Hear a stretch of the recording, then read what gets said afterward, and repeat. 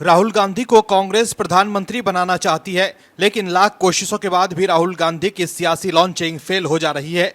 राहुल गांधी जो कर रहे हैं उससे सवाल उठ रहा है कि वो पीएम बन भी गए तो देश को कैसे संभाल पाएंगे, क्योंकि वो पार्टी को तो संभाल नहीं पा रहे हैं, पार्टी की आपसी कलह को तो दूर नहीं कर पा रहे हैं, तो वो देश कैसे चला पाएंगे।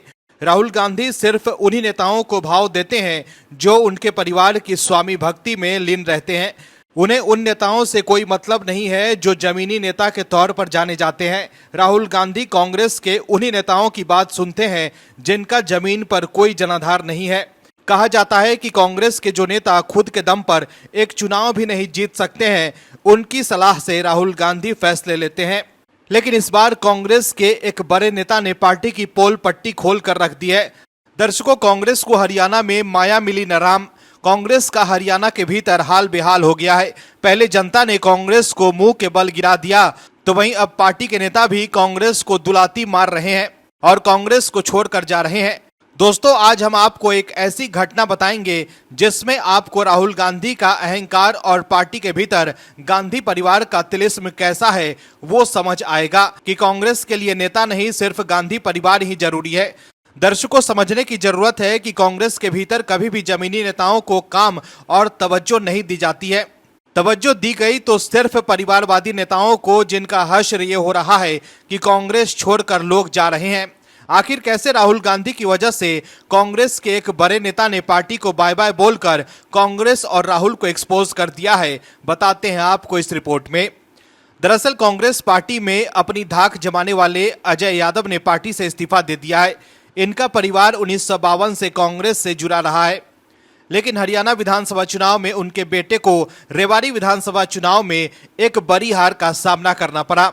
इस हार के बाद से उन्होंने पार्टी के अंदर अपनी नाराजगी खुलकर जाहिर की, लेकिन कुछ मीडिया रिपोर्ट्स में सूत्रों के हवाले से कहा गया है कि इस हार के बाद अजय यादव ने कांग्रेस के उच्च पदाधिकारियों से मुलाकात की और अपनी बात रखी। इस दौरान अजय यादव ने राहुल गांधी से भी मुलाकात की और कहा कि वो ओबीसी विभाग के राष्ट्रीय अध्यक्ष होने के बावजूद उनकी बातों को नजरअंदाज किया गया। उन्होंने आरोप लगाया कि ना तो टिकट वितरण में उनकी कोई सुनवाई हुई और ना ही हरियाणा में उनकी पार्टी की स्थिति को ध्यान में रखा गया।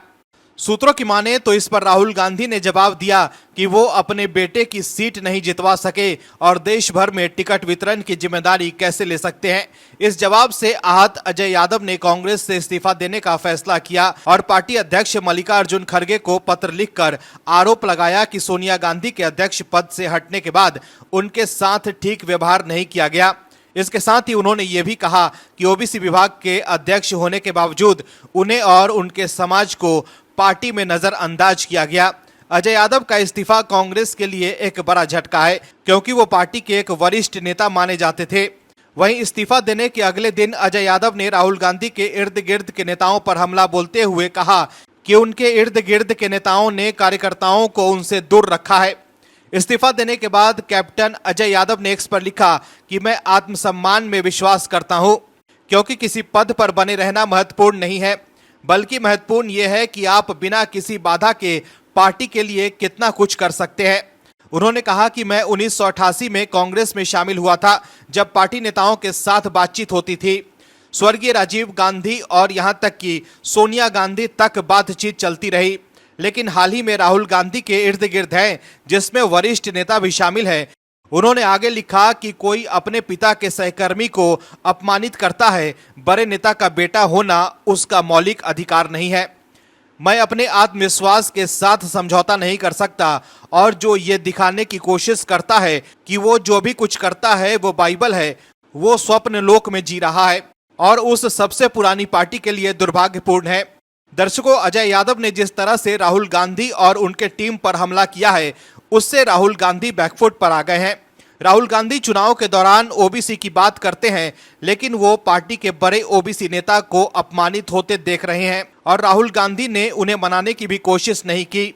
ऐसे में अब बीजेपी के नेता भी राहुल गांधी पर ओबीसी नेता का अपमान करने का आरोप लगाकर उन्हें घेर रहे हैं। Bureau report, OMH news. और भी वीडियोस देखने के लिए चैनल को सब्सक्राइब करें और बेल आइकन को दबाएं।